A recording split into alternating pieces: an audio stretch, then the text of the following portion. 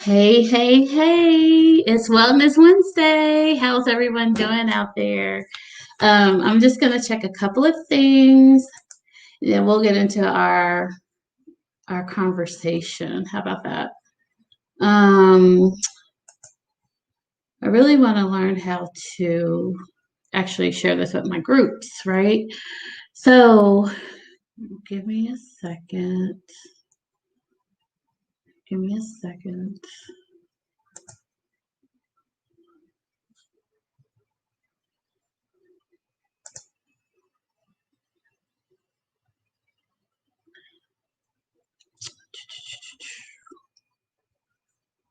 Share group.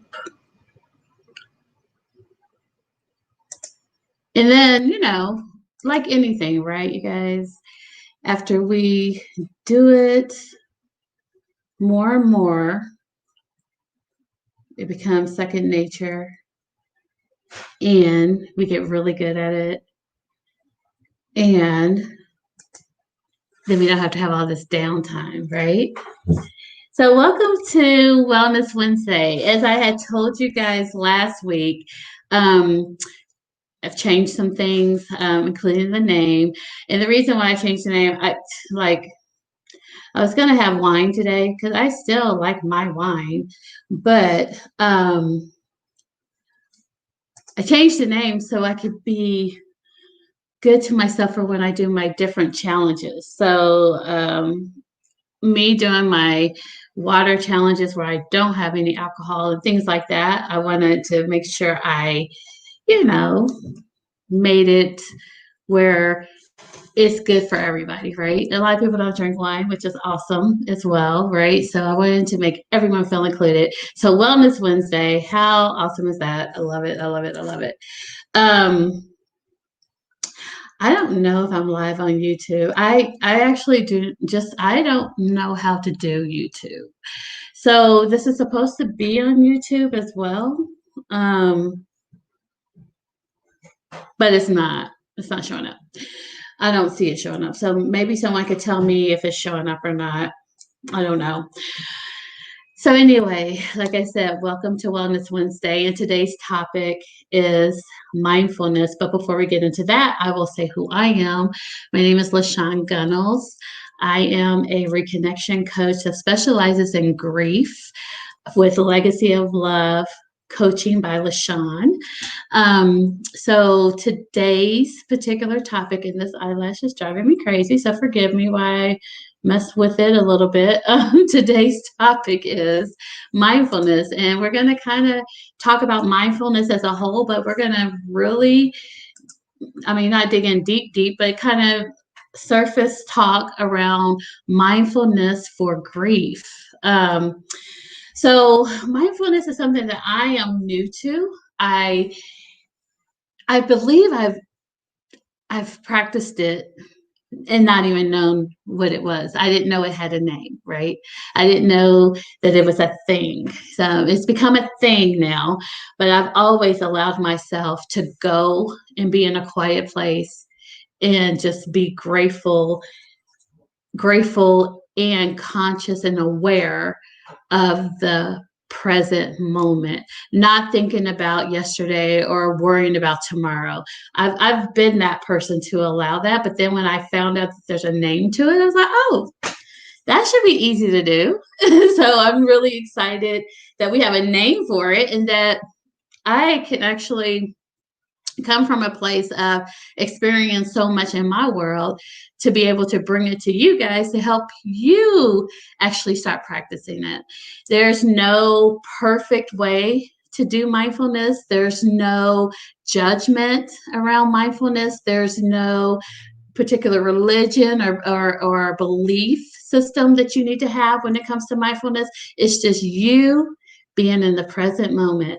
So the foundational mindfulness principles, there are four of them. If you want to write these down, is awareness. So just being aware. right? Being right now, I am aware that I am speaking to a group of people, whether it be on YouTube. I don't know if YouTube is working, but whether it be on YouTube or whether it be on Facebook, I am speaking to a group of people that I want to give this information to. I am aware of that situation. I'm aware of what's going on at this present moment. Then it's about observation, observing what is in front of me. I have a light that's going on over here. I have another monitor that's over here. I see on the scroll thing, the ticker, the Wellness Wednesday, brought to you by Legacy of Love by LaShawn, with a URL that you can join. I even see in my video behind me, I am observant of the art that's on the wall. Just being just observing what's around you, then focus. So when you're actually practicing mindfulness, you want to get a focal point and just kind of just put your attention to that focal point, because that is present. That's the present, right? And then acceptance. Accept whatever happens. So if a thought comes in, accept it, and then come back to the present. Come back to where you were prior to that thought coming in. If you start thinking about a grocery list, okay, accept it, but then come back. So those are the 4 foundational mindfulness principles. And I am going to be looking over here sometimes because I got some notes going on, okay? However, mindfulness for grief. So yeah, as you begin to move, within your grieving journey, regarding the loss, whether it be a loss of a loved one, the life of a loved one, they transition, or something like a job. I mean, let me just start this. Let me start before I really get into that. Grief, people losing things. We want to come into this non-judgmental. It has nothing to do with, oh my gosh, my loss is greater than your loss. Are you serious? Are you seriously thinking, that just because you lost a job, that your world is over? Or don't do that. Don't do that to yourself nor to anyone else. Because let me explain something to you. A loss is a loss, and everyone's experience with certain losses in their world is different. And what we have to do is be respectful of that and give each individual the grace that they deserve, because we don't want to sit up here and be judgmental about what someone else is going through. And we definitely don't want to compare what our thing is to someone else's. Okay, so I wanted to get that out. That is the kind of person I am. I can't do the judging and the comparison stuff. It's no space or place for that. So, but as you begin to move within your grieving journey, like I said, whether it be the transitioning of a loved one, or whether it be the let me see something here real quick too, whether it be the transition of a loved one, or whether it be you losing a job. Oh, and hey Janice, I'm just now noticing I can see comments. Give me a minute, I'm going to learn this stuff. You don't rush it. Don't You can't rush grief. You have to let it do what it needs to do. And let me explain something to you. You'll find yourself getting to a better place of acceptance if you allow grief to happen. So my story is, I'm a shover. And I tend to shove emotions because I'm supposed to be superwoman. I'm not supposed to feel. I'm not supposed to be crying. I got kids and grandkids, husband. They should not see me crying, was the way I thought. And that was so unhealthy. It's so healthy for your family to know that you do feel, especially if you're that strong one. You know what I mean? It's really healthy. So, so don't put that pressure on yourself to rush grief. It's normal to feel sad, and it's normal to just kind of be in a place of despair when that person that you love so much, or that job, or that, relationship, because people grieve relationships as well. When breakups happen, that's grief. When that thing happens in your life and it's no longer there, when that thing was in your life and it's no longer there. So we're going to talk about, just briefly, one, two, three, like four different areas of mindfulness while grieving. So the first one is experiencing feelings of grief and loss. So I think I speak about this all the time, right? Like if you have lost someone, or you lost a job, or you're no longer in a relationship, um, it's so important. It's so important to allow yourself to feel that loss. So my notes here says mindfulness is not the same as thinking about certain things like meditation. Though you can definitely meditate while practicing mindfulness, it's more about living in the moment. So just being present and living life to its fullest in the moment. It's okay to experience your current feelings of grief and loss, but then you will need to get to the point of accepting them. So that's the experience part, accepting that, okay, I am sad right now. I accept that. I am sad. You acknowledge it, you accept it. Accepting what happened, accepting how your life has changed, and accepting that you might be grieving for a long time, and that is okay. So accepting the new normal. It's a new normal. When I lost my daughter, that's a new normal. She won't be coming into my home and coming over with my grandchildren, her two children, and, laughing with me. She won't be at the cookouts that we have and with her containers, filling up about 5 or 6 of them, and then going out, putting them in her car, then fixing her children's plates. She won't be here to do those things anymore, right? So that's my new normal. She's not at the Christmas celebrations and the Thanksgiving table telling me how awesome my dressing is, or do we have cranberry sauce, mom, you know what I mean? So that's my new normal. So continuing to center yourself. So as you begin, and I'm reading my notes, like I said, as you begin practicing mindfulness for grief, you will also try to center yourself in your thoughts. So it's just doing that, just center and putting yourself just in a space, right?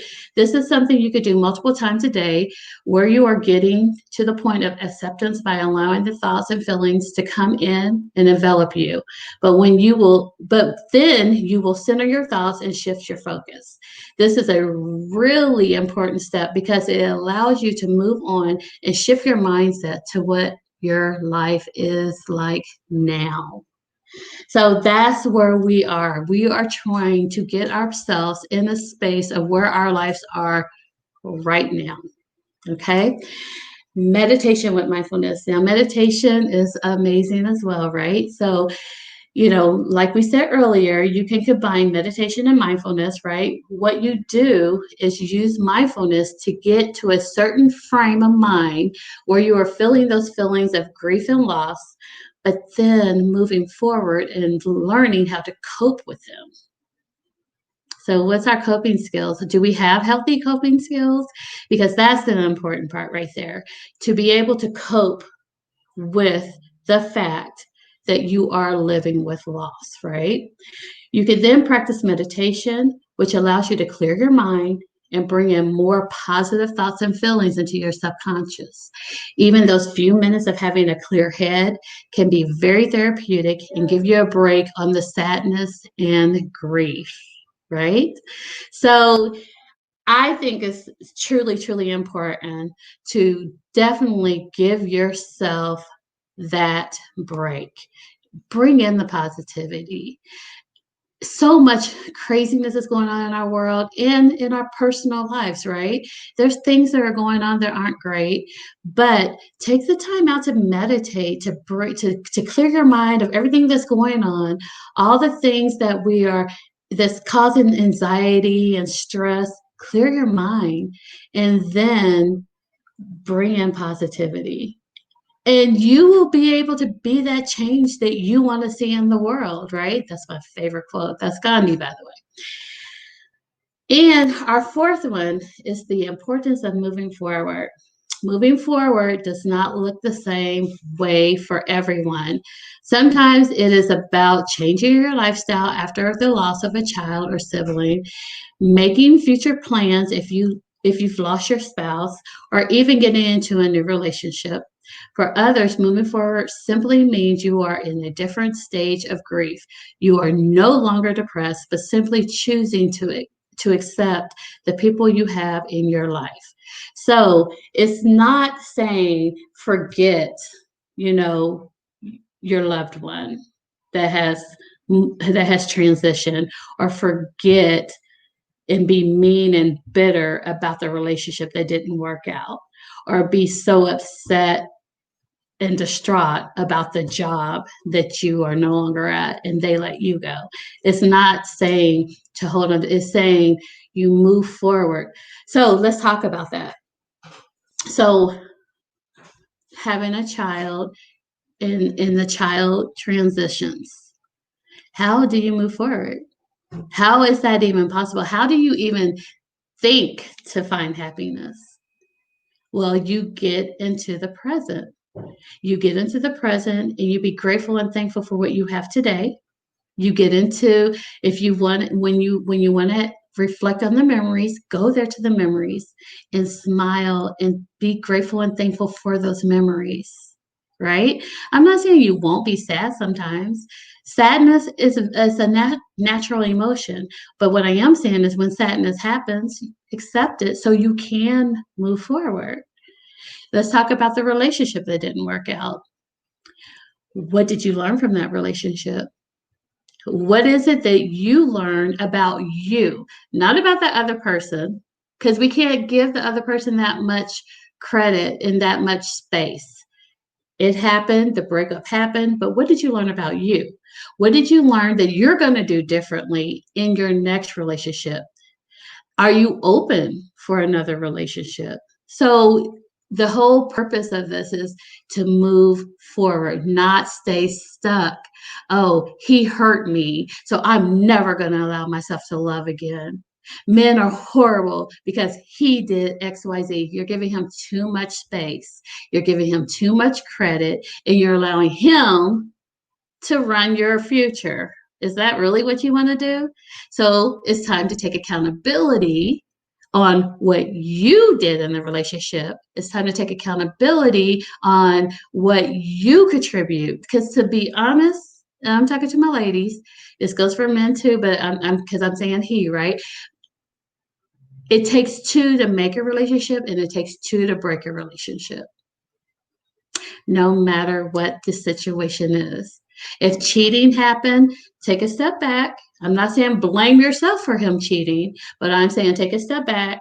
And what was your part? What was your part in the allowing that to even occur? Allowing him to think that it was even okay. You know what I'm saying? Were you too busy being busy, taking care of everybody, not opening up and telling him what you truly need so you can be more intimate with him, so you can be more in love with him? You know, it takes two. It does. It really does. So, and then, of course, if you've lost the job, um, there's no need to be bitter about that. What did you learn from that job? What did you learn about connecting with people, or the system that you worked on, or the skills that you learned as far as soft skills, customer service, or you know dealing with a particular technology? What so there's always something to take away from anything that we no longer have.